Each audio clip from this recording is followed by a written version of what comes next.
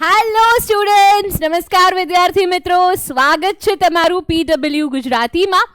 હું પ્રિયા, તમારી biology mentor. આજે આપણે શરૂ કરીએ છીએ એક નવી series, that is the expert series. કોઈ નેટફ્લિક્સની સિરીઝની વાત નથી, PYQ સિરીઝની વાત છે. તો તમને બધાને ખબર છે તેમ કે બોર્ડની એક્ઝામ નજીક છે અને બોર્ડની એક્ઝામમાં સ્કોર કરવા માટે જો એક અતિ મહત્વનું એવું શસ્ત્ર હોય તો તે છે PYQs, પ્રીવિયસ યર ક્વેશ્ચન્સ. તો શું કરવાના છીએ આપણે? વન બાય વન બધા જ ચેપ્ટર્સ મેથ અને સાયન્સના કવર થશે. એમાં શું કરવામાં આવશે તો તમને દરેક ચેપ્ટર વાઇઝ PYQsનો લેક્ચર છે તે પ્રોવાઈડ કરવામાં આવશે, જેથી તમને ખબર પડે કે આ પર્ટિક્યુલર ચેપ્ટર છે તેમાંથી કયા કયા ક્વેશ્ચન્સ પૂછાય છે, કેવી રીતે પૂછાય છે, કેટલા માર્ક્સમાં પૂછાય છે અને તેને કેવી રીતે લખવાના છે. સો એક ક્રિસ્પ, એક શોર્ટ રિવિઝન પણ કહી શકાય. તો આ PYQ સિરીઝ તમારા માટે છે, જેની શરૂઆત આપણે કરવાના છીએ એક બહુ જ ઇમ્પોર્ટન્ટ એવા ચેપ્ટરથી, જે બાયોલોજીનું ફર્સ્ટ ચેપ્ટર છે અને સાથે સાથે સાયન્સ એન્ડ ટેકનોલોજીનું ચેપ્ટર નંબર 6, જેનું નામ છે જૈવિક ક્રિયાઓ, લાઈફ પ્રોસેસીસ. ઓકે, તો આજના લેક્ચરમાં આપણે શું ડિસ્કસ કરવાના છીએ? યસ, વી નો કે PYQs જ ડિસ્કસ કરશું, પણ આ ચેપ્ટર કેવી રીતે પૂછાયેલું છે, સાથે સાથે કયા ક્વેશ્ચન્સ છે તે કેટલા માર્કમાં પૂછાણા હતા, એનો મોડેલ આન્સર છે તે કેવો હોવો જોઈએ તેનું ડિસ્કશન બી કરવાના છીએ. કેટલા માર્કમાં પૂછાય તો શું લખવાનું છે તેનું પણ ડિસ્કશન છે તે આજે આપણે કરવાના છીએ. તો આપણે શરૂ કરીએ છીએ. ઓકે, તો લાઈફ પ્રોસેસીસ ચેપ્ટર એકચ્યુઅલમાં 6 માર્કના વેઇટેજનું છે. 6 ગુણનું આ પ્રકરણ છે, તેમાંથી પૂછાય છે. મેજોરિટી એવું થાય છે કે તમને 4 માર્કનું એક પ્રશ્ન પૂછવામાં આવે છે. જો 4 માર્કનો પ્રશ્ન હોય તો એક સળંગ પ્રશ્ન હોઈ શકે છે, અથવા તો 2 પ્રશ્નો હોઈ શકે છે. 4 માર્કના પ્રશ્નમાં 2 પેટા પ્રશ્નો હોઈ શકે છે, અને બીજા જે 2 માર્ક વધ્યા છે તે 1 માર્કરમાં 2 આવી જાય, અને જો 1 માર્કરમાં ન આવે તો એક 2 માર્કનો પ્રશ્ન. મેજોરિટી આ વસ્તુ ફોલો થતી હોય છે કે એક 2 માર્કનો પ્રશ્ન, એક 4 માર્કનો પ્રશ્ન. તો આપણે પણ આજે શું જોવાનું છે? આપણે જોવાનું છે કે 2 માર્કમાં કયા કયા ક્વેશ્ચન્સ પૂછાઈ ગયા છે અને એના ચાન્સીસ છે તે પૂછાવાના વધારે પણ છે. તો શરૂ કરીએ છીએ. મોડેલ આન્સર પણ તમને આપવામાં આવેલા છે. આપણે ડિસ્કસ કરવાનું છે, કોન્સેપ્ટ્સને સમજવાના છે અને આગળ વધવાનું છે. તો ચલો, let's start with the first question. તફાવત આપો. યસ, 2 માર્ક માટે જો કોઈ ફેવરેટ ક્વેશ્ચન હોય તો તે છે તફાવત. હવે આ ચેપ્ટરમાંથી પહેલો તફાવત આવી જાય છે ધમની અને શિરાનો. ચલો, એકવાર ધમની અને શિરાનો જે તફાવત છે તેને આપણે ડિસ્કસ કરી લઈએ છીએ. આપણે જાણીએ છીએ કે ધમની અને શિરા છે તે રુધિર વાહિનીઓ છે. યસ, હવે ધમની છે તે કેવું રુધિર છે તેનું વહન કરાવે છે? તો જે ધમની છે તે હૃદયથી અંગો તરફ રુધિર લઈ જાય છે, સાથે સાથે તેમાં ઊંચા દબાણથી. હવે જો હૃદયમાંથી રુધિર આવે છે તો ઊંચા દબાણથી રુધિર છે તેનું વહન થતું હશે. ધમનીની દિવાલ જાડી અને સ્થિતિસ્થાપક હોય છે, તેનું કારણ છે કે એક દબાણ સાથે જ્યારે રુધિર આવે છે તો દિવાલ જાડી અને સ્થિતિસ્થાપક, ઇલાસ્ટિક હોવી પણ જરૂરી છે. અંગો કે પેશીમાં ધમનીઓ રુધિર કેશિકાઓમાં આગળ વિભાજિત થાય છે અને ધમનીમાં જે રુધિર વહન પામે છે તે ઓક્સિજનયુક્ત રુધિર હોય છે. પણ યાદ રાખવાનું છે, આમાં એક અપવાદ છે, તે છે ફુફુક્ષીય ધમની. યસ, આપણે આ અપવાદ છે તેની ચર્ચા પણ કરી ગયા છીએ. શિરામાં શું થાય છે તો કે શિરામાં એકદમ ઉલટું થશે. તફાવતમાં આ પ્લસ પોઈન્ટ છે કે જો તમને એક સાઈડ આવડતી હોય તો બીજી સાઈડ છે તે તમને ઓટોમેટિકલી લખતા આવડી જ જાય છે. અંગોથી હૃદય તરફ રુધિર લઈ જતી રુધિર વાહિનીને શું કહેવાય છે? શિરા કહેવાય છે. એટલે કે હવે આ રુધિર છે તે અંગોથી, એટલે કે શરીરના અંગોમાંથી ક્યાં જશે? હૃદય તરફ જશે, નીચા દબાણે વહન પામશે. દિવાલ છે તે પાતળી અને પ્રમાણમાં ઓછી સ્થિતિસ્થાપક છે અને કાર્બન ડાયોક્સાઇડ યુક્ત રુધિર વહન પામે છે. હવે જો આમાંથી ક્વેશ્ચન બનાવવો હોય ને તો બીજો એક એમ બની જાય કે ઓક્સિજનયુક્ત રુધિર કયા પ્રકારની રુધિર વાહિનીઓમાં વહન પામે છે. અને હવે તમને અહીંયા એક પ્લસ ક્વેશ્ચન આપું છું. રુધિર વાહિની એટલે શું? ધમની અને શિરા વિશે માહિતી આપો. હવે આ જ પ્રશ્ન છે તે તમને અલગ રીતે પૂછવામાં આવ્યો છે. ધમની અને શિરા વિશે જ પૂછ્યું છે, પણ તફાવતના ફોર્મમાં નહીં, પરંતુ તમને પૂછવામાં આવ્યું છે ટૂંક નોંધની રીતે. તો પણ માહિતી તો તમારી આ જ રહેવાની છે. ઓકે, ક્લિયર છે? નેક્સ્ટ ક્વેશ્ચન જોઈએ છીએ. નેક્સ્ટ, રુધિર અને લસિકાનો તફાવત. યસ, જો રુધિર અને લસિકાનો તફાવત ન પૂછાય તો લસિકા એકલું પણ પૂછાઈ જતું હોય છે. લસિકા થોડુંક ફેવરેટ છે બધાનું. યસ, તો એને ઇગ્નોર ના કરશો, નહીં તો પછી ઠુકરા કે મેરા પ્યાર મેરા ઇંતકામ દેખેગી. લસિકાને ઇગ્નોર ના કરતા, લસિકા તંત્ર ઇમ્પોર્ટન્ટ છે. ચલો, રુધિર અને લસિકા. તો રુધિર છે તે લાલ રંગની પ્રવાહી સંયોજક પેશી છે. અહીંયાથી પણ ક્વેશ્ચન બની જાય છે કે રુધિર શું છે? તો રુધિર છે તે લાલ રંગની પ્રવાહી સંયોજક પેશી છે. જ્યારે લસિકા શું છે? તો લસિકા છે તે રંગવિહીન પેશી જળ છે. હવે જો મને ઈચ્છા થઈ તો એવું પૂછી લઈશ કે લસિકાનો રંગ જણાવો, પણ લસિકા એકચ્યુઅલી કેવું છે? રંગવિહીન છે. ચલો, રુધિરમાં જે પ્રવાહી છે તેને રુધિર રસ અને એના સિવાય રુધિર કોષો હોય છે. હવે જો યાદ રાખજો કે લસિકામાં પણ રુધિર કોષો હોય છે, પરંતુ તેમાં રક્તકણ છે તે હોતા નથી. એટલે કે આરબીસી છે તે કેવા હોય છે? ગેરહાજર હોય છે. આ ગેરહાજર છે એટલે જ તે રંગવિહીન છે. જ્યારે રુધિરમાં આરબીસીઝ પ્રેઝન્ટ હોય છે, રક્તકણો હાજર હોય છે, એટલા માટે જ તેનો રંગ લાલ હોય છે. ચલો, રુધિર છે તે હૃદય, ધમનીઓ, શિરાઓ અને રુધિર કેશિકાઓમાં વહન પામે છે. હવે લસિકા છે ને તે પેશી જળ છે, તે ટિશ્યુ ફ્લુઇડ છે. એટલે હવે તે ક્યાં વહન પામશે? તો કે કોષોની વચ્ચે આંતરકોષીય સ્થાનો છે, એના માટે આવેલી હોય છે લસિકા વાહિની. જેમ તમારી પાસે રુધિર માટે રુધિર વાહિની છે, તેમ લસિકા માટે આપણી પાસે રહેલી છે લસિકા વાહિનીઓ અથવા તો લસિકા વાહિકાઓ. લસિકા છે તે રુધિરમાંથી છૂટું પડીને રુધિર પરિવહનમાં જ પાછું વળે છે. અને અહીંયા જોઈ લો, રુધિર સ્વતંત્ર પ્રવાહી સંયોજક પેશી છે. એટલે લસિકા છે એવું કહી શકાય કે જ્યારે રુધિર વાહિનીઓમાં વહન પામે છે ત્યારે થોડો ઘણો રુધિર રસ છે, થોડાક પ્રોટીન્સ છે, તે તેમાંથી બહાર આવી જાય છે અને તે એક નવું પ્રવાહી બનાવે છે, જે છે લસિકા. હવે એ રુધિરમાંથી જ આપણે એવું કહીએ કે નીકળેલા કોષો છે.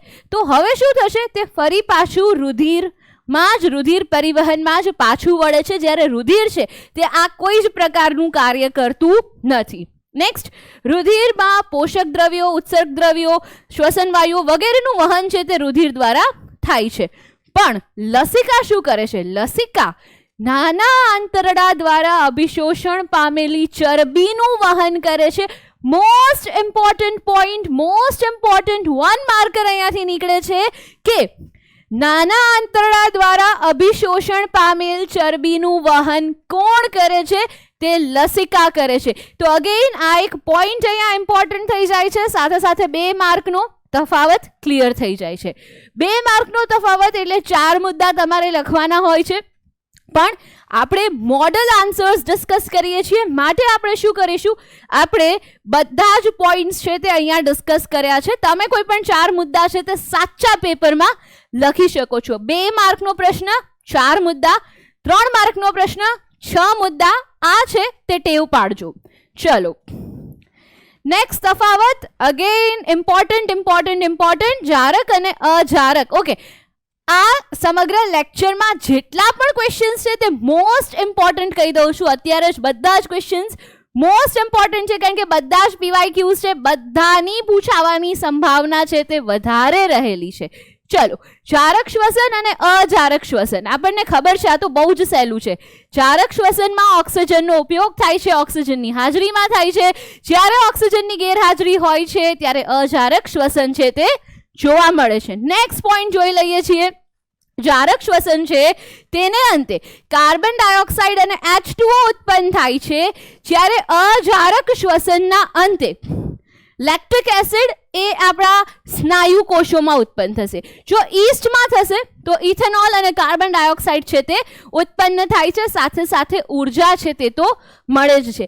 એવું કહી શકાય કે ઓક્સિજનની ગેરહાજરીમાં ગ્લુકોઝનું અપૂર્ણ વિઘટન થાય છે, એટલે એ અજારક શ્વસન છે. ઓક્સિજનની ગેરહાજરી છે તે અજારક શ્વસન છે. ચલો, આ ક્રિયામાં ગ્લુકોઝના અણુનું સંપૂર્ણ દહન થાય છે અને અહીંયા અપૂર્ણ દહન થાય છે. માટે જે ઉર્જા મુક્ત થશે તે ક્યાં વધારે હશે? જારક શ્વસનમાં વધારે હશે. સંપૂર્ણ દહન થાય છે, જ્યારે અહીંયા અપૂર્ણ દહન થાય છે તો ખૂબ જ ઓછી ઉર્જા છે તે મુક્ત થાય છે. નેક્સ્ટ પોઈન્ટ જોઈ લઈએ છીએ, આ ક્રિયાનો પ્રાથમિક તબક્કો. યસ, હવે ખાસ બેટા યાદ રાખવાનું છે આ તમારે કે જારક શ્વસન અને અજારક શ્વસન બધામાં પહેલા શું થતું હતું તો કે 6 કાર્બન અણુ ધરાવતો જે ગ્લુકોઝ છે તેનું રૂપાંતર પાયરુવેટમાં થતું હતું. હવે આ જે ક્રિયા છે તે કોષરસમાં થાય છે, બરોબર. ત્યાંથી જારક અને અજારકના પથ છે તે અલગ અલગ પડતા હતા. જો તમને યાદ હોય તો પહેલો તબક્કો છે તે કોષરસમાં, ગ્લુકોઝ ટુ પાયરુવેટ કોષરસમાં થાય છે. હવે જો તે જારક શ્વસન છે ઓક્સિજનની હાજરીમાં થાય છે તો સમગ્ર પ્રક્રિયા થશે કણાભ સૂત્રમાં, જ્યારે અહીંયા અજારક શ્વસન છે તેમાં કણાભ સૂત્ર કોઈ જ ભાગ ભજવતા નથી, ઓક્સિજનનો ઉપયોગ થતો નથી, માટે બધું જ ક્યાં થશે? બધું જ કોષ રસમાં થાય છે. તો ખાસ આ પણ તમારે છે તે યાદ રાખવાનું છે. ચાલો નેક્સ્ટ ક્વેશ્ચન, રુધિર વાહિનીઓ એટલે શું? જસ્ટ મેં આ વસ્તુ કીધી હતી કે આ ક્વેશ્ચનને ટ્વિસ્ટ કરીને આ રીતે પણ પૂછી શકાય છે અને બોર્ડમાં પૂછાયો પણ છે. રુધિર વાહિનીઓ એટલે શું, તેમના પ્રકાર સમજાવો, અથવા તો બંધ પરિવહન તંત્રમાં વિવિધ પ્રકારની રુધિર વાહિનીઓની માહિતી આપો. ઓકે, તમારે શું કરવાનું છે? રુધિર વાહિનીઓમાં ધમની અને શિરાની માહિતી આપવાની છે. 3 માર્કનો પ્રશ્ન પૂછાઈ શકે છે આ રીતે, ક્યારેક આને આ પ્રશ્ન 4 માર્કમાં પણ આવી જાય છે. તો સૌથી પહેલા તમારે ધ્યાન રાખવાનું છે કે પ્રશ્ન કેટલા માર્કમાં પૂછાયો છે. જેટલા માર્કમાં પ્રશ્ન પૂછાયો છે તેના અકોર્ડિંગ તમારે આન્સરની લેન્થ રાખવાની છે. 2 માર્કનો પ્રશ્ન હોય તો આખું પેજ ભરીને જવાબ ના લખાય. યસ, તો જોવાનું છે કે કેટલા માર્કમાં પ્રશ્ન પૂછાણો છે, અકોર્ડિંગલી સ્માર્ટ વર્ક સાથે તમારે તેનો આન્સર છે તે લખવાનો છે. પણ અહીંયા આપણે બધું જ ડિસ્કસ કરીએ છીએ. ચલો, તો રુધિર વાહિનીઓ એટલે કે શું? તો સૌથી પહેલા તો હૃદયથી અંગો તરફ, શરીરના અંગો તરફ અને શરીરના અંગોથી હૃદય તરફ શું વહન કરાવશે? રુધિર વહન કરાવશે. કોણ કરાવે છે? અમુક પ્રકારની નળીઓ છે તે રુધિરનું વહન કરાવે છે. તો આ જે નળીઓ છે તેને કહેવાય છે રુધિર વાહિનીઓ. શું કહેવાય છે? રુધિર વાહિનીઓ. હવે આ રુધિર વાહિનીઓના પ્રકાર: ધમની, શિરા અને રુધિર કેશિકાઓ. ધમનીઓ શું છે તે જોઈએ, શિરા પણ તમને ખબર છે, તફાવતમાં આપણે જસ્ટ ડિસ્કસ કર્યું, અને રુધિર કેશિકાઓને ડિસ્કસ કરીએ છીએ. ચલો, સૌથી પહેલા તો ધમની. ધમનીનું કામ શું છે તો કે હૃદયથી શરીરના અંગો તરફ જે રુધિર વાહિનીઓ રુધિરનું વહન કરાવે છે તેને કહેવાય છે ધમની, બરોબર. બીજું, તેની દિવાલ હોય છે જાડી અને સ્થિતિસ્થાપક. તેમાં રુધિર કેવી રીતે વહન પામે છે તો કે દબાણયુક્ત રુધિર વહન પામે છે, અને અંતે તે ક્યાં અંત પામશે તો કે રુધિર કેશિકાઓમાં ધમનીઓ છે તે અંત પામે છે. એટલે કે સૌથી પહેલા મહાધમની, ધમની અને ત્યારબાદ અંતમાં રુધિર કેશિકાઓ. ધમનીમાં કેવા પ્રકારનું રુધિર તો કે ઓક્સિજન યુક્ત રુધિર છે તે વહન પામતું હોય છે. નેક્સ્ટ, શિરા. શિરાનું કામ શું છે? એક્ઝેક્ટ અપોઝિટ છે ધમનીને. યસ, શરીરના વિવિધ અંગોથી હૃદય તરફ જે રુધિર લઈ જાય છે તે શિરા છે. દિવાલ થઈ જાય છે પાતળી અને ઓછી સ્થિતિસ્થાપક. કેવું રુધિર વહન પામે છે? કાર્બન ડાયોક્સાઇડ યુક્ત રુધિર છે તે વહન પામતું હોય છે. ઓક્સિજન વિહીન રુધિરનું વહન પામતું હોય છે. પણ 2 અપવાદ યાદ રાખજો, ફુફુક્ષીય શિરા અને ફુફુક્ષીય ધમની. યસ, અપવાદ છે તે તમારે અહીંયા યાદ રાખવાના છે. અને જે ત્રીજા પ્રકારની રુધિર વાહિનીઓ છે તે છે રુધિર કેશિકાઓ. આ ધમની છે, શિરા છે, અંતે કયા સ્વરૂપે ક્યાં પહોંચે છે? તો કે તે બનાવે છે નાની નાની રુધિર કેશિકાઓ. હવે આ રુધિર કેશિકાઓ શું છે? તો કે આ જે રુધિર કેશિકાઓ છે તે અંગો અને પેશીઓ પાસે જેમ ધમની પહોંચે છે તેમ શું થશે? વધુ ને વધુ નાની વાહિનીઓમાં વિભાજન પામશે. એટલે કે અહીંયા આવ્યું, હવે જોજો, અહીંયાથી બ્રાન્ચીસ પડે છે, મતલબ કે તે નાની નાની વધુ ને વધુ વાહિનીઓમાં શું થાય છે? વિભાજન પામે છે. યસ, તો જે રીતે તે આગળ આગળ વધે છે અને અંતમાં જ્યારે કોષોની સાથે આપણે રુધિરનો સંપર્ક કરાવવાનો હોય છે ત્યારે જે રુધિર વાહિનીઓ મદદરૂપ થાય છે તે હોય છે રુધિર કેશિકાઓ. એટલે કે સૌથી નાની વાહિની, સૌથી નાની રુધિર વાહિની જેની જાડાઈ હોય છે ફક્ત એક કોષ જેટલી, એકદમ નાની એવી રુધિર વાહિની જેને કહેવાય છે રુધિર કેશિકા. હવે આ જે રુધિર કેશિકા છે તેમાં બંને પ્રકારનું એટલે કે ઓક્સિજન યુક્ત અને ઓક્સિજન વિહીન રુધિર છે તે વહન પામતું હોય છે. તો આ થઈ ગયો એક ઇમ્પોર્ટન્ટ સવાલ ડિસ્કસ. આગળ વધીએ છીએ. લસિકા એટલે શું? આ પણ મેં તમને કીધું હતું કે લસિકા કેવી રીતે નિર્માણ પામે છે, કેવી રીતે વહન પામે છે અને તેના કાર્ય જણાવો. યસ, આ પ્રશ્નને 2 માર્કમાં પૂછી શકાય અને જો 4 માર્કનો પ્રશ્ન છે એમાં 2 સબ ક્વેશ્ચન લેવા છે તો એક ક્વેશ્ચન લસિકાનો છે તે ચોક્કસપણે લઈ શકાય છે. તો એકવાર લસિકાને ડિસ્કસ કરી લઈએ. આપણને ખબર છે કે લસિકા છે તે આંતરકોષીય પેશી જળ છે. તો લસિકા પરિવહન સાથે સંકળાયેલું એક પ્રવાહી છે, રંગવિહીન પ્રવાહી છે. શા માટે રંગવિહીન પ્રવાહી છે? કારણ કે તેમાં રક્તકણો આવેલા હોતા નથી, માટે લસિકા એ રંગવિહીન પ્રવાહી છે. યસ, હવે કેશિકાઓની દિવાલમાં આવેલા કેટલાક છિદ્રો દ્વારા એક સરળ ભાષામાં સમજાવું છું કે રુધિર છે એ રુધિર કેશિકાઓમાંથી વહન પામે છે. ઠીક છે, હવે શું થશે? રુધિર કેશિકાઓમાંથી જ્યારે રુધિર વહન પામે છે ત્યારે થોડુંક પ્રોટીન, થોડુંક રુધિર રસ, કાંઈક ને કાંઈક લીક આઉટ થાય છે, લીકેજ થાય છે. સરળ ભાષામાં કે કેશિકાઓની દિવાલમાં આવેલા છિદ્રો દ્વારા કેટલાક પ્રમાણમાં રુધિર રસ, પ્રોટીન, રુધિર કોષો છે તે પેશી કોષોના અવકાશમાં આવે છે અને આ રીતે લસિકા નિર્માણ પામે છે. એટલે કે જો અહીંયાથી રુધિર વહન પામતું હોય તો અહીંયા રહેલા છિદ્રોમાંથી કંઈક ને કંઈક છે તે શું થાય છે બેટા? બહાર આવે છે. હવે જે બહાર આવે છે તે પ્રવાહી એટલે જ લસિકા. બરોબર? ચલો, લસિકા રુધિરના રુધિર રસ જેવું હોય છે પરંતુ પ્રોટીન ઓછી માત્રામાં હોય છે કારણ કે થોડું થોડું લીક આઉટ થાય છે. યસ, હવે આ લીકેજ છે તેના દ્વારા જે પ્રવાહી બને છે, જે કોષોની વચ્ચે જગ્યા રહેલી છે, આંતરકોષીય અવકાશમાં જે પ્રવાહી હોય છે તેને કહેવાય છે લસિકા.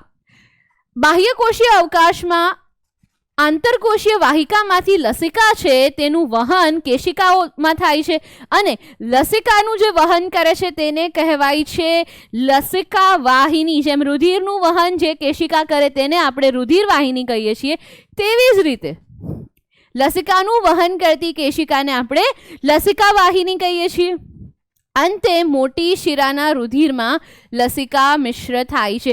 જ્યારે જે મોટી શિરા છે તે હૃદય પાસે રુધિર પહોંચાડે છે તે સમયે લસિકા શું થશે? તેમાં મિશ્ર થઈ જશે. એટલે કે યસ, લસિકા વાહિનીનું એક નેટવર્ક છે પણ એ એન્ડ પાછું ક્યાં થઈ જશે?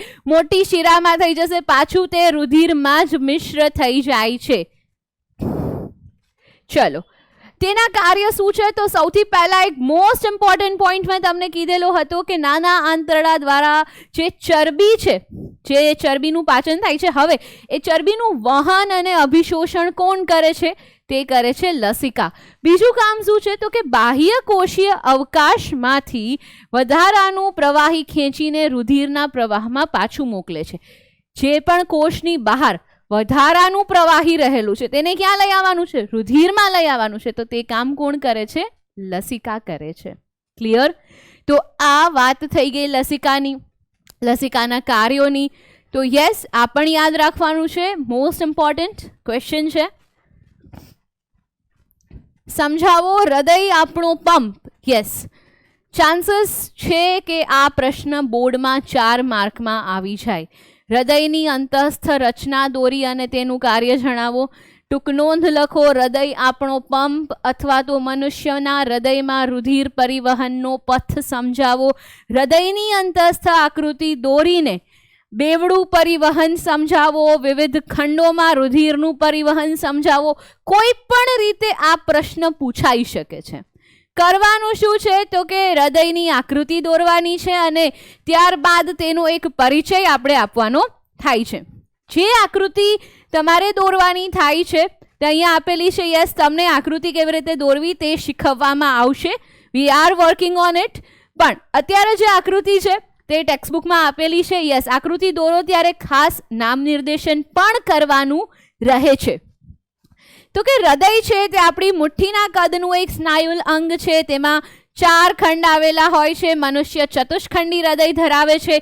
2 કર્ણક અને 2 ક્ષેપક આવેલા હોય છે. જમણી બાજુ અને ડાબી બાજુ. જમણી બાજુના કર્ણક અને ક્ષેપકની વચ્ચે રુધિરનો બેક ફ્લો પાછું ના વયું જાય તે અટકાવવા માટે વાલ્વ આવેલા હોય છે. જમણી બાજુ આવેલા જે વાલ્વ છે તે છે ત્રિદલ વાલ્વ અને ડાબી બાજુ હોય છે દ્વિદલ વાલ્વ. મેં તમને યાદ રખાવ્યું હતું કે જત્રીની બેન છત્રી, જત્રી જમણી બાજુ ત્રિદલ વાલ્વ આવેલો હોય છે. યસ, ચલો જોઈ લઈએ છીએ એકવાર કે હૃદય છે તે મુઠ્ઠીના કદનું એક સ્નાયુલ અંગ છે. વિવિધ ખાનાઓ આવેલા હોય છે. 4 ખાનાઓ હોય છે. તેમનું કામ શું છે તો કે ઓક્સિજન યુક્ત અને ઓક્સિજન વિહીન રુધિરને મિશ્ર નથી થવા દેવાનું. મનુષ્યના હૃદયમાં પરિવહન પથ કેવી રીતે હોય છે? ઉપરના જે 2 ખંડ છે તેમને કહેવાય છે કર્ણક. નીચેના જે 2 ખંડ છે તેમને કહેવાય છે ક્ષેપક.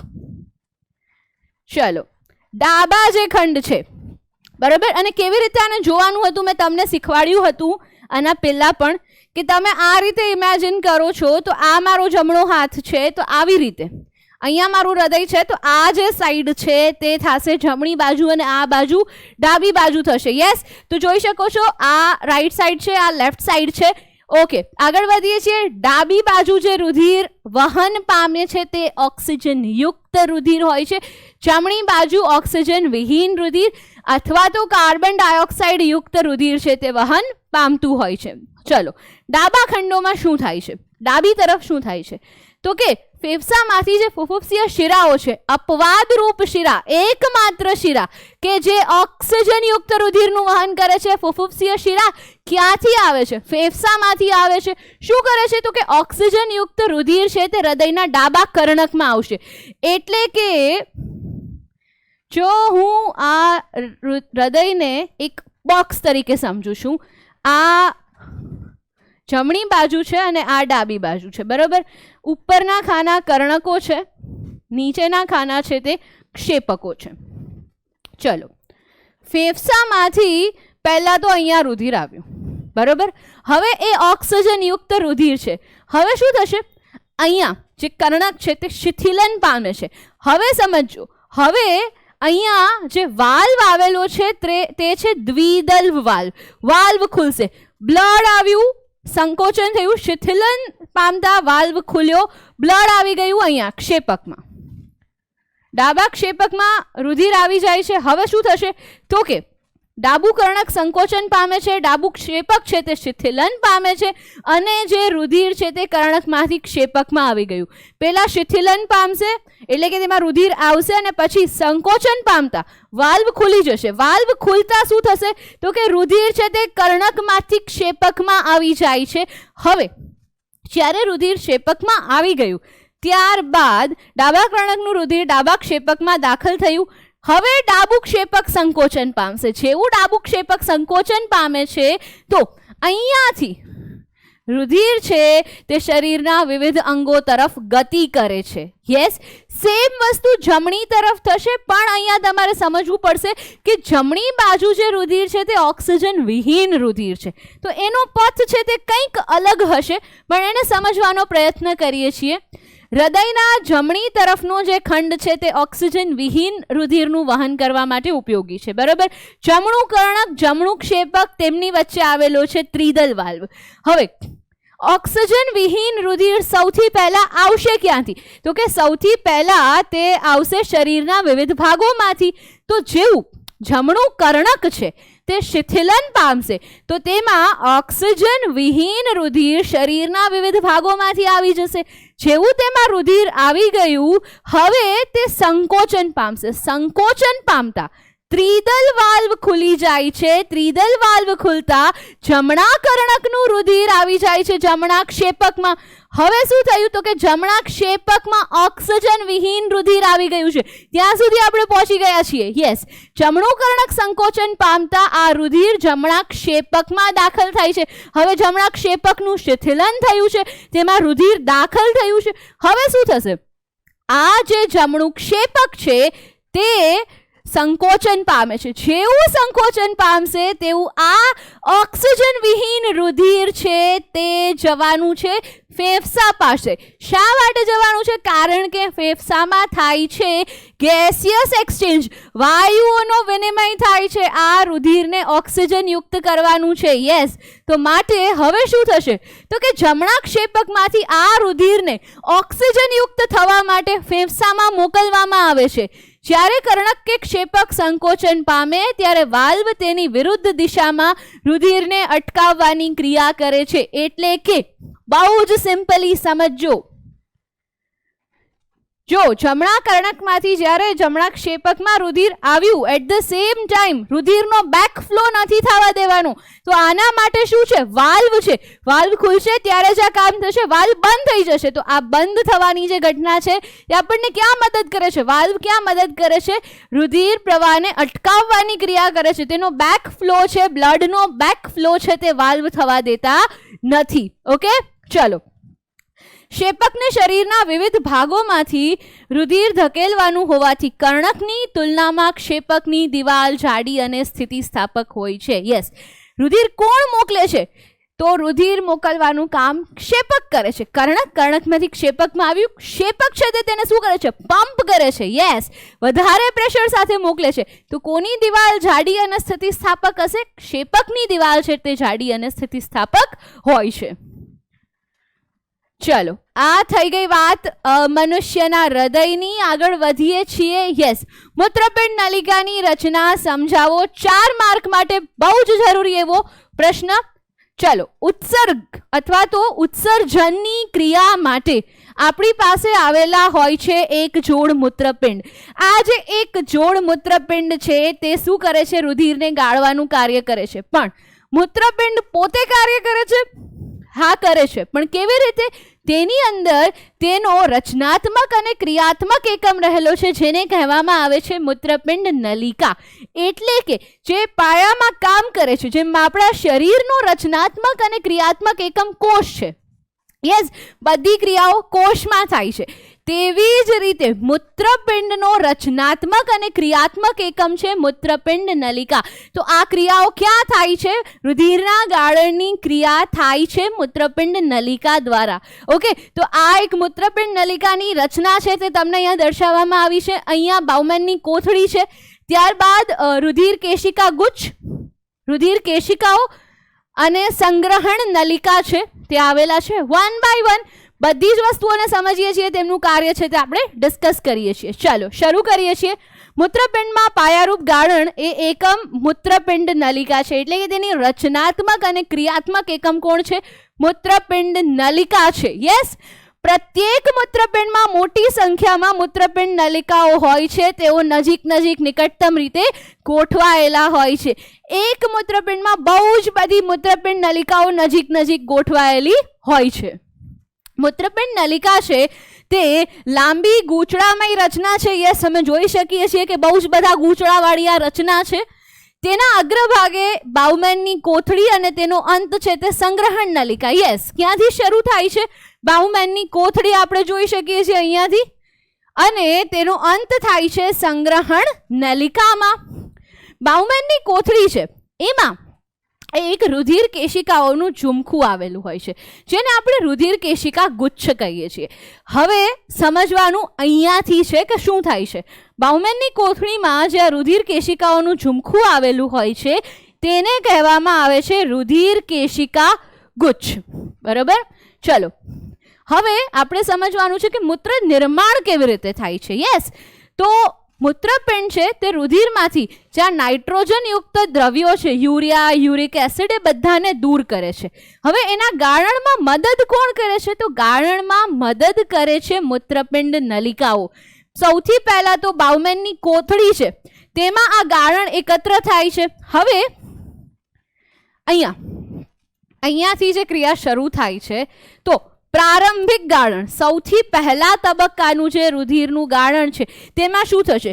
તો કે તેમાં ગ્લુકોઝ, એમિનો એસિડ, ક્ષાર અને વધુ માત્રામાં પાણી હોય છે. એટલે કે બની શકે કે આ જે ગાળણ છે તે પ્રાઇમરી છે. કદાચ વધુ માત્રામાં પાણી છે તે ગળાઈ ગયું છે, ગ્લુકોઝ છે, એમિનો એસિડ્સ છે તે જતા રહ્યા છે. હવે શું કરવાનું છે?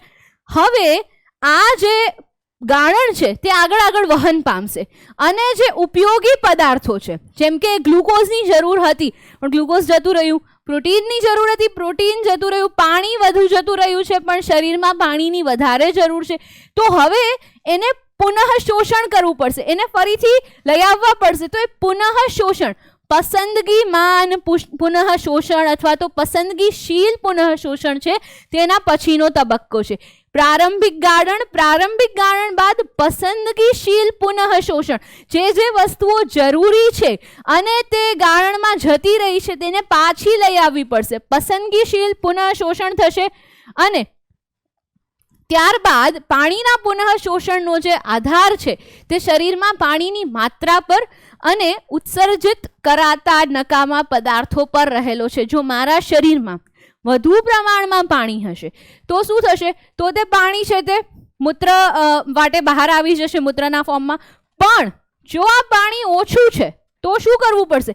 પાણીનું પુનઃ શોષણ કરવું પડશે.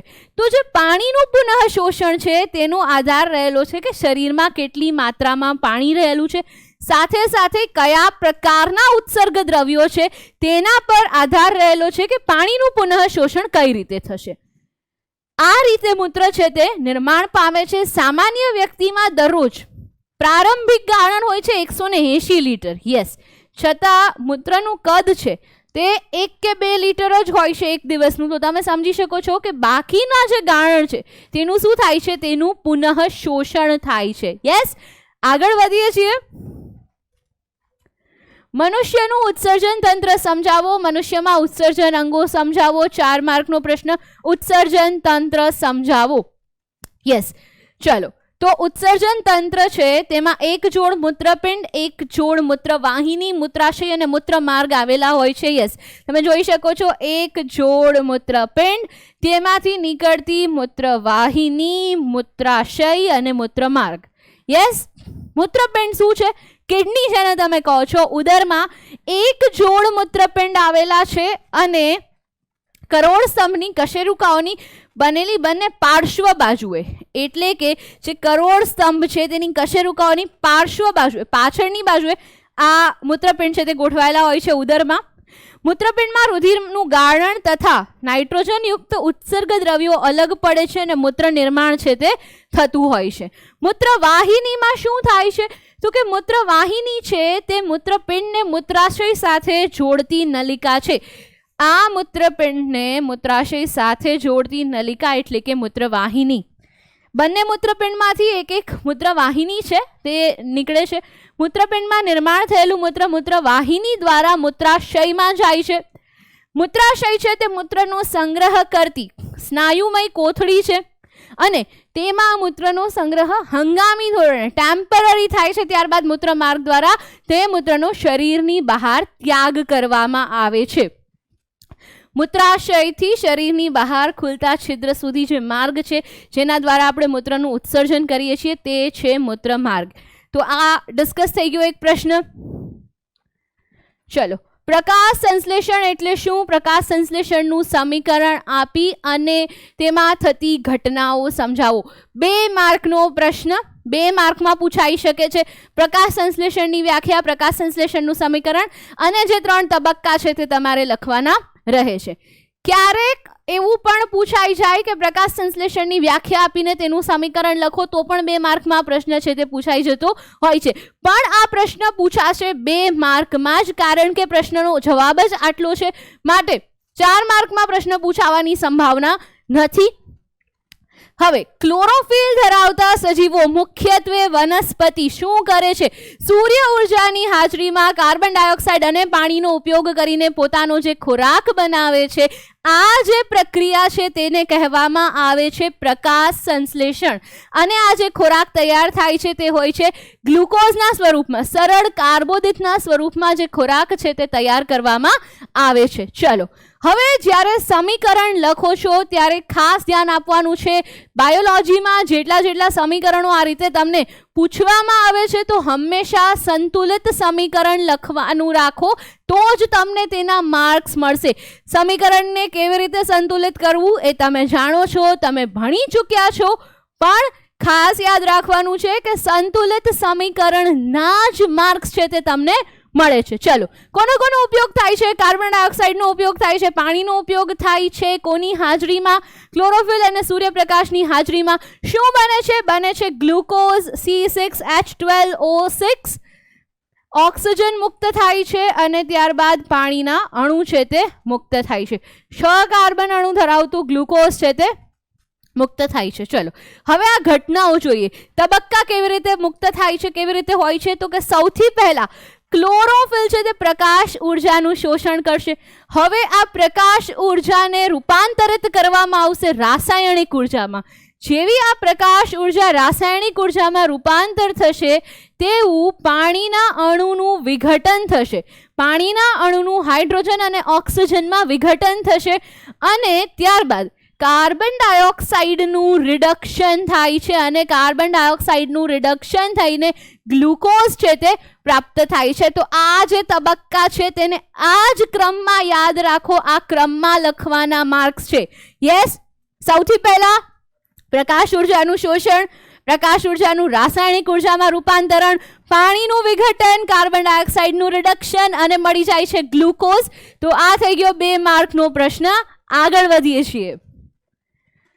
પાચન નળી કે પાચન ગુહા એટલે શું? પાચન નળીની નામ નિર્દેશિત આકૃતિ દોરો. આકૃતિવાળા પ્રશ્નમાં most favourite question, hot favourite question એટલે કે મનુષ્યનું પાચન તંત્ર.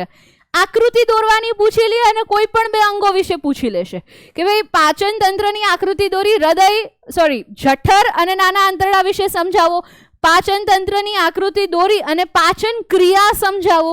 પાચન તંત્રની આકૃતિ દોરીને, યસ, આ પ્રશ્ન ખાસ ધ્યાન રાખજો, પાચન તંત્રની આકૃતિ દોરો અને મનુષ્યના પાચન તંત્રમાં મુક્ત થતા કોઈ પણ 4 ઉત્સેચકોના નામ, સ્થાન અને તેમનું કાર્ય જણાવો.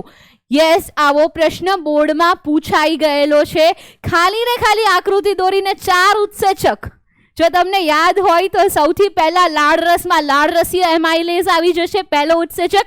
જઠરમાં આવશો એટલે ત્યાં તમને મળી જશે પેપ્સિન અને આગળ આવશો તો સ્વાદુ રસમાં તમને મળી જશે એમાઇલેઝ, ટ્રિપ્સિન અને લાઇપેઝ. તો યસ, આ ઉત્સેચકોના નામ, ક્યાંથી ઉત્પન્ન થાય છે એટલે કે સ્થાન અને કાર્ય શું છે. લખવાનું ઓછું, સ્માર્ટ વર્ક વધારે. અગેન આવો પ્રશ્ન પૂછાઈ જાય તો તમને 4 માર્ક એના રોકડા મળી જાય છે.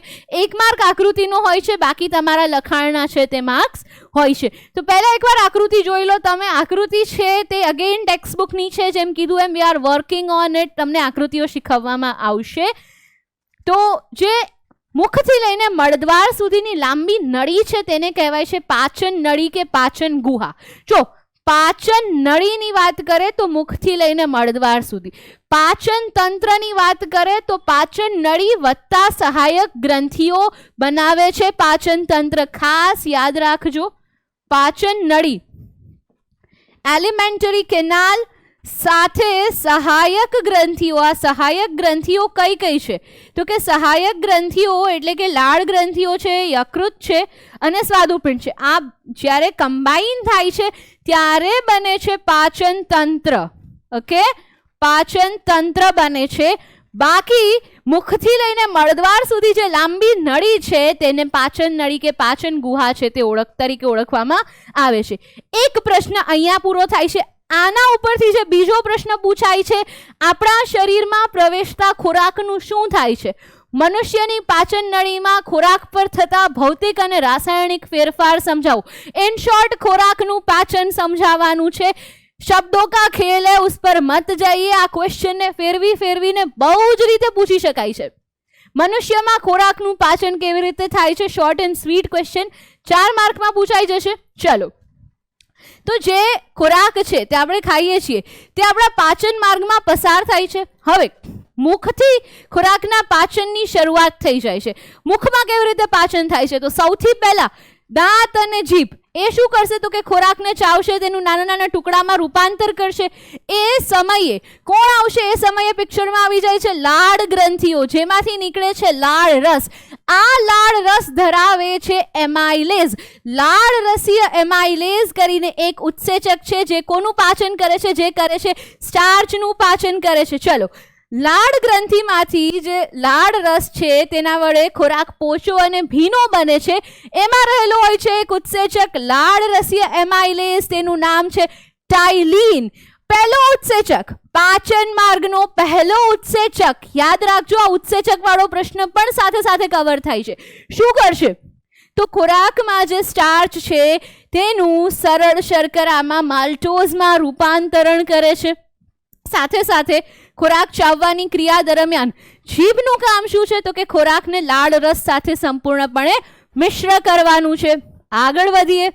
ચલો, હવે મુખમાં જે ક્રિયા થઈ ગઈ ત્યારબાદ તરંગવત સંકોચન, પેરિસ્ટાલ્ટિક મૂવમેન્ટથી પરિસંકોચન શબ્દ આપેલો છે તમારી ટેક્સ્ટ બુકમાં.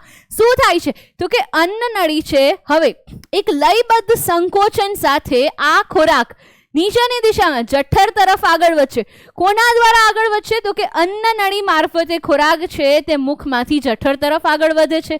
તો આ હલનચલનથી ખોરાક નિયંત્રિત રીતે પાચન નળીમાં પસાર થાય છે, તેના પર યોગ્ય ક્રિયા થાય છે. તો મુખથી જઠર સુધી ખોરાક અન્નનળી મારફતે જશે. કયા હલનચલન દ્વારા થશે? આ પરિસંકોચન દ્વારા જ થાય છે. ચલો આગળ વધીએ છીએ. હવે જઠરમાં, યસ, અન્નનળીમાં ખોરાકનું કોઈ જ પ્રકારનું પાચન થતું નથી. હવે આવી જઈએ છીએ જઠરમાં. જઠરમાં શું થાય છે? ચલો, તો કે જઠરની દિવાલમાં રહેલી છે જઠર ગ્રંથિઓ.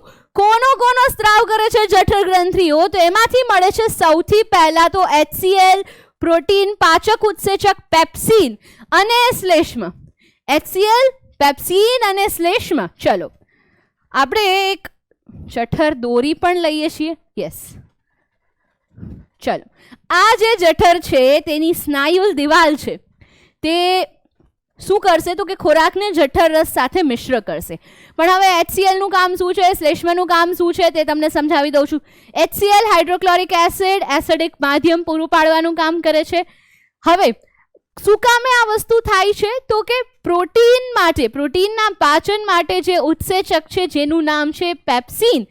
પેપ્સિને એવું કીધું છે કે મારે જોઈએ છે એસિડિક કન્ડિશન કામ કરવા માટે, તો આ એસિડ આવી જાય છે HCl ના ફોર્મમાં. પણ એટ ધ સેમ ટાઈમ જઠરની દિવાલ છે તેને પણ આ એસિડથી નુકસાન થઈ શકે છે. તો તે સમયે આવી જાય છે શ્લેષ્મ. શ્લેષ્મ શું કરે છે? તો કે જઠરની દિવાલને HCl થી થતા નુકસાનથી બચાવવાનું કામ કરે છે. યસ, હાઇડ્રોક્લોરિક એસિડ છે તે એસિડિક માધ્યમ તૈયાર કરે છે અને ત્યારબાદ શું થશે? તો કે પેપ્સિન છે તે પોતાનું કામ શરૂ કરશે. હવે યાદ રાખજો, આ જે પેપ્સિન છે તે પહેલા હોય છે પેપ્સિનોજન, નિષ્ક્રિય સ્વરૂપે, કોઈ જ કામ કરતું નથી. હવે એને શું આપવાનું છે? એસિડિક માધ્યમ. એસિડિક માધ્યમ આપશો તો પેપ્સિનોજન, પેપ્સિન સક્રિય સ્વરૂપમાં આવશે, એટલે કે એક્ટિવ થઈ જશે અને શું કરશે? પ્રોટીનનું પાચન છે તે શરૂ કરે છે. અને ક્યારેક આ એસિડ છે તેનો સ્ત્રાવ વધી જાય છે તો આપણને થઈ જાય છે એસિડિટી. અને આ એસિડિટી છે તેનો ઈલાજ શું છે? તેનો જવાબ મને જોઈએ છે કમેન્ટ બોક્સમાં. ચલો, હવે શું થશે? સામાન્ય પરિસ્થિતિમાં શ્લેષ્મ જઠરના આંતરિક અસ્તરને એસિડ અને પેપ્સિનની અસર સામે રક્ષણ આપે છે. કોણ એને રક્ષણ આપે છે? શ્લેષ્મ છે તે રક્ષણ આપે છે. હવે જઠરમાંથી ખોરાક છે તે ક્યાં જશે? નાના આંતરડામાં જશે અને ત્યાં શું હોય છે? મુદ્રિકા સ્નાયુ પેશી ની જઠર વાલ્વ ખુલે છે. હવે ખાસ અહીંયા ની જઠર વાલ્વ ખુલશે અને ત્યારબાદ ખોરાક છે તે જશે નાના આંતરડામાં. હવે ખોરાક જ્યારે નાના આંતરડામાં જાય છે તો શું થાય છે તે સમજીએ. નાનું આંતરડું પાચન માર્ગનું સૌથી લાંબામાં લાંબુ અંગ છે. જો લાંબામાં લાંબુ કહું છું, નાનું આંતરડું છે પણ કેવું અંગ છે? લાંબામાં લાંબુ અને ખૂબ જ ગૂંચળામય અંગ છે. અને મોસ્ટ ઇમ્પોર્ટન્ટ પોઈન્ટ કે કાર્બોદિત, પ્રોટીન અને ચરબીનું સંપૂર્ણ પાચન છે તે ક્યાં થાય છે? નાના આંતરડામાં થાય છે. ચલો આગળ વધીએ છીએ. નાના આંતરડામાં જે પાચન થાય છે તે આપણે એકવાર સમજી લઈએ છીએ. તો તે જે પાચન છે તે થાય છે ઉત્સેચકોની મદદથી. તે કોની મદદથી થાય છે? ઉત્સેચકો છે તેની મદદથી થાય છે. આ ઉત્સેચકો ક્યાંથી આવે છે? તો કે આ ઉત્સેચકો આવે છે સ્વાદુ રસમાં રહેલા હોય છે. હવે આંતરરસ છે તેમાં પણ ઉત્સેચકો રહેલા હોય છે. કયા કયા ઉત્સેચકો તમારે યાદ રાખવાના છે? એમાઇલેઝ, ટ્રિપ્સિન અને લાઇપેઝ. જોજો 5 ઉત્સેચકોના નામ તમને અહીંયા કરાવી દીધા છે. 5 ઉત્સેચકો. સૌથી પહેલું લાળરસિયા એમાઇલેઝ, સ્ટાઇલિન, જઠરમાં આવી જાય છે પેપ્સિન, ત્યારબાદ અહીંયા એમાઇલેઝ, ટ્રિપ્સિન અને લાઇપેઝ, સ્ટાર્ચ માટે, પ્રોટીન માટે અને ચરબી માટે. તો આ રીતે સમગ્ર પાચનની પ્રક્રિયા છે તે થતી હોય છે. હવે શું થશે? તો કે એમાઇલેઝ છે તે કોનું પાચન કરે છે? તે સ્ટાર્ચનું પાચન કરે છે. ટ્રિપ્સિન છે તે પ્રોટીનનું પાચન કરે છે. લાઇપેઝ છે તે ચરબીનું પાચન છે તે કરે છે. તો આ રીતે નાના આંતરડામાં ખોરાકનું છે તે પાચન થતું હોય છે. ચાલો આગળ વધીએ છીએ વિથ ધ નેક્સ્ટ ક્વેશ્ચન. વાયુરંધ્ર અથવા તો વનસ્પતિમાં વાયુરંધ્રની ભૂમિકા સમજાવો. 2 માર્કર ઇમ્પોર્ટન્ટ ક્વેશ્ચન. વાયુરંધ્ર શું છે, તેનું કામ શું છે તે તમારે જણાવવાનું છે. તો વાયુરંધ્ર છે અથવા તો તેને પર્ણરંધ્ર પણ કહેવામાં આવે છે. ક્યાં આવેલા હોય છે? પર્ણની સપાટી પર જે સૂક્ષ્મ છિદ્રો હોય છે તેમને કહેવાય છે પર્ણરંધ્ર અથવા તો વાયુરંધ્ર. હવે એનું કાર્ય શું છે પહેલા એની રચના સમજીએ. તો જે વાયુરંધ્ર છે તે મૂત્રપિંડ આકારના 2 રક્ષક કોષો વડે ઘેરાયેલા સૂક્ષ્મ છિદ્ર છે. આ જે છે તે વાયુરંધ્રીય છિદ્ર છે જે તમે અહીંયા જોઈ શકો છો. બરાબર? આ જે છે હવે તે કોના વડે ઘેરાયેલ છે? તે ઘેરાયેલ છે રક્ષક કોષો વડે. આ જે મૂત્રપિંડ આકારના રક્ષક કોષો છે તેના વડે ઘેરાયેલા હોય છે. શું હોય છે? તો કે એમના કોષ રસમાં હરિતકણ આવેલા હોય છે જે આપણને દેખાઈ રહ્યા છે. પણ વાયુરંધ્રનું કામ શું છે? શબ્દ જ સૂચવે છે કે વાયુઓનો વિનિમય. વાયુરંધ્ર છે તે વાયુઓનો વિનિમય કરવામાં મદદ કરે છે. પર્ણોમાં પ્રકાશ સંશ્લેષણ માટે વાયુઓનો મોટા ભાગનો વિનિમય. જ્યારે પ્રકાશ સંશ્લેષણની ક્રિયા થાય છે, કાર્બન ડાયોક્સાઇડ અને ઓક્સિજનનું એક્સચેન્જ થાય છે, જે ગેસિયસ એક્સચેન્જ થાય છે, તો એ કોના દ્વારા થાય છે? એ થાય છે વાયુરંધ્ર દ્વારા. મોટા ભાગનો વાયુઓનો વિનિમય કરવામાં આવે છે. નેક્સ્ટ શું છે? વાયુરંધ્રો દ્વારા બાષ્પોત્સર્જનની ક્રિયામાં મોટા પ્રમાણમાં પાણીનો વ્યય છે તે પણ થતો હોય છે. બાષ્પોત્સર્જનની ક્રિયા દ્વારા પાણીનો વ્યય છે તે પણ થતો હોય છે.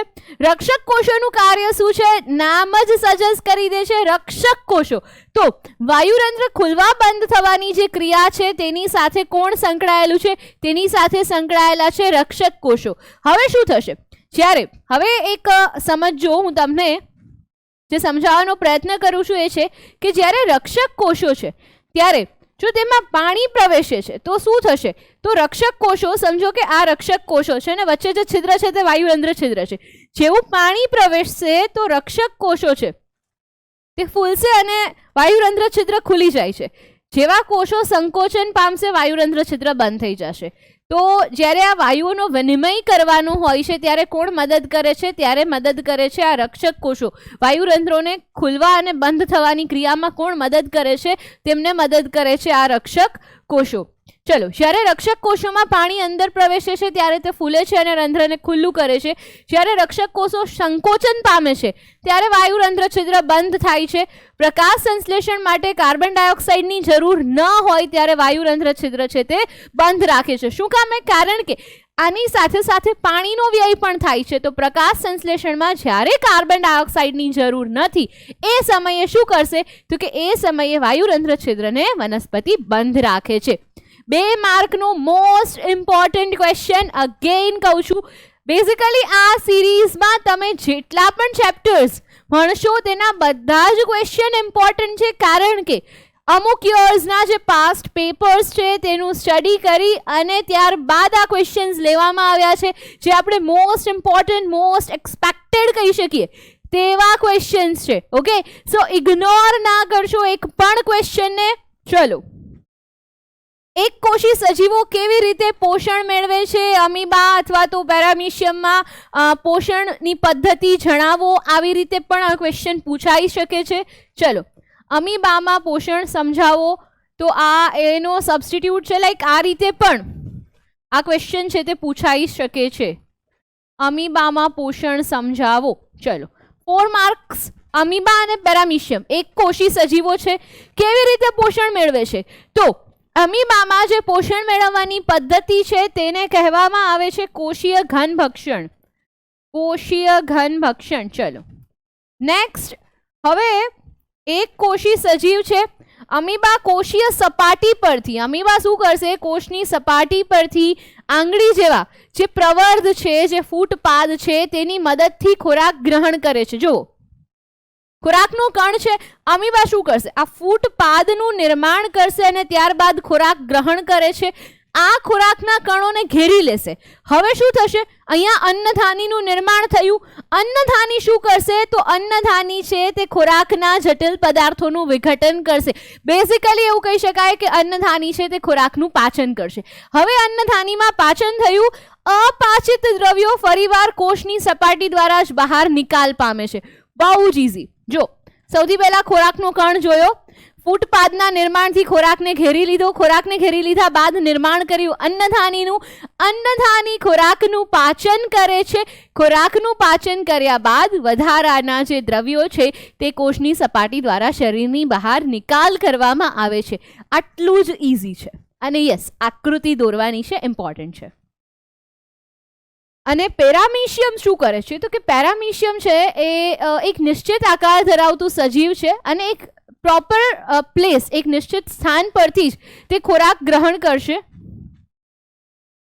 હું એક રચના તમને અહીંયા દેખાડીશ કે પેરામીશિયમ છે બેઝિકલી તેની પાસે કંઈક આવી એક રચના હોય છે. આપણી પાસે જેમ મુખ હોય છે તેવી રીતે એક ચોક્કસ રચના હોય છે જેના દ્વારા પેરામીશિયમ છે તે ખોરાક ગ્રહણ કરે છે. તેની શરીર સપાટી પર જે રચના, વાળ જેવી જે રચના આવેલી છે તેને પક્ષમ કહે છે અને તે સંપૂર્ણ કોષ સપાટીને ઢાંકી દેતા હોય છે. પણ જે મેઇન ફોકસ છે તે અમીબા ઉપર છે. ખાસ ધ્યાન રાખજો, અમીબાનો પ્રશ્ન છે તે પૂછાતો હોય છે.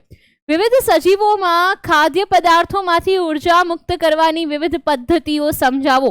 શ્વસન સમજાવો.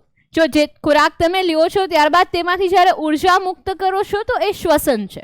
યસ, તો શ્વસન સમજાવવાનું છે. હવે એનું ગ્લુકોઝના વિઘટનના વિવિધ પરિપથ સમજાવો. શ્વસન એટલે શું? શ્વસનના પ્રકારો જણાવો. આવો પણ ક્વેશ્ચન પૂછાઈ શકે છે. શ્વસન એટલે શું? તેના પ્રકારો સમજાવો. This can be a question બેટા.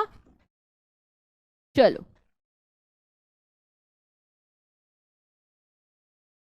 આગળ વધીએ છીએ. હવે શું થાય છે તો કે જે પણ પોષણની ક્રિયા દ્વારા આપણે જે પણ ખોરાક લીધું છે તેનું સરળતમ સ્વરૂપમાં રૂપાંતર થઈ ગયું છે કે ગ્લુકોઝમાં રૂપાંતરણ થઈ ગયું. હવે શું કરવાનું છે? આ ગ્લુકોઝમાંથી મેળવવાની છે ઉર્જા. ઉર્જા મેળવવા માટે 2 પદ્ધતિઓ છે, ઓક્સિજનની હાજરી અને ઓક્સિજનની ગેરહાજરી. જો ઓક્સિજનની હાજરીમાં થાય તો તે છે જારક શ્વસન, જો ઓક્સિજનની ગેરહાજરીમાં થાય તો તે છે અજારક શ્વસન. ચલો, જો કેટલાક સજીવો ગ્લુકોઝના સંપૂર્ણ વિઘટન માટે ઓક્સિજનનો ઉપયોગ કરે છે તેને જારક શ્વસન કહે છે. જારક શ્વસનની વ્યાખ્યા આપો. 1 માર્કનો પ્રશ્ન પાછો બની ગયો. અજારક શ્વસન જેમાં ઓક્સિજનનો ઉપયોગ થતો નથી. ચલો, ગ્લુકોઝનું વિઘટન કેવી રીતે થાય છે? તો સૌથી પહેલા ગ્લુકોઝ કે ગ્લુકોઝ C6H12O6 C6H12O6 ગ્લુકોઝ પાસે કેટલા કાર્બન છે? તેની પાસે 6 કાર્બન છે. ગ્લુકોઝ પાસે 6 કાર્બન છે. ચલો, પહેલો તબક્કો જે કોમન છે કોષ રસમાં થાય છે, જારકમાં પણ થાય અજારકમાં પણ થાય. શ્વસનનો પહેલો તબક્કો કોમન તબક્કો ગ્લુકોઝનું રૂપાંતરણ થાય છે પાયરુવેટમાં. શેમાં થાય છે? પાયરુવેટ. હવે પાયરુવેટ કેટલા કાર્બન અણુ ધરાવે છે?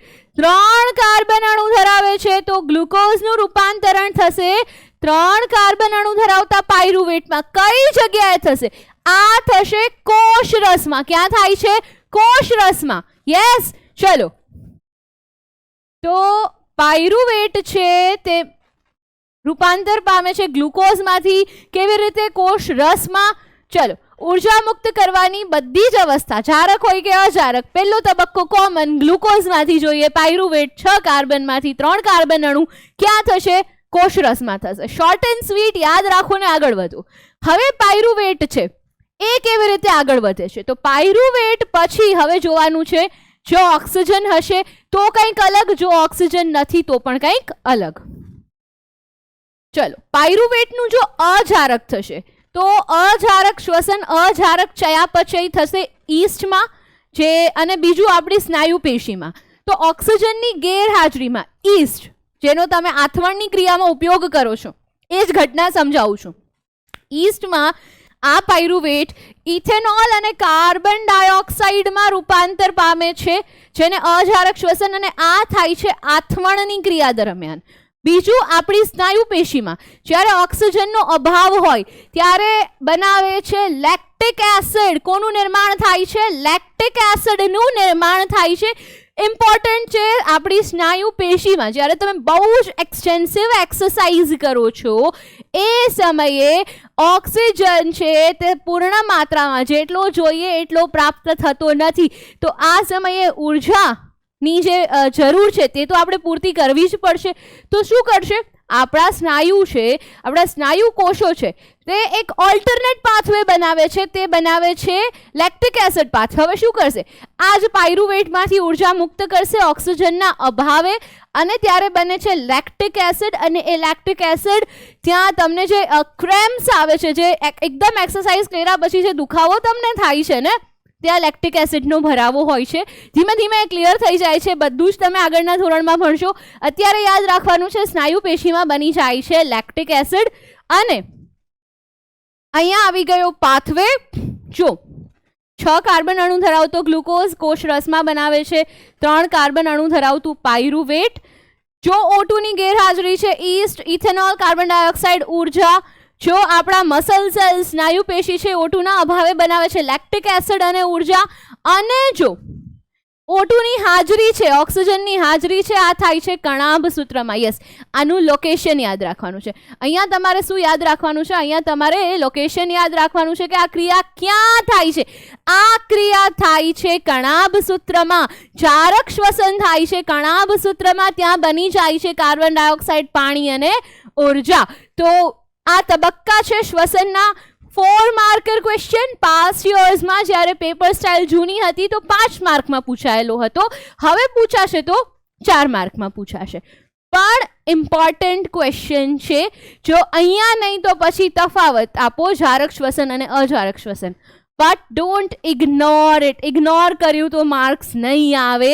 બધા જ क्वेश्चंस एकदम इम्पॉर्टेंट आपके लिए हम चुन चुन के ये क्वेश्चंस लाए हैं.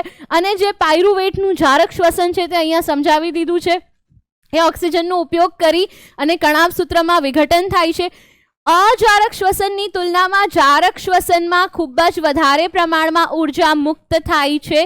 અને આ જે ઉર્જા છે તે કયા સ્વરૂપે છે? તે એટીપીના સ્વરૂપમાં હોય છે. યાદ રાખજો, આ ઉર્જા હોય છે એટીપીના સ્વરૂપમાં.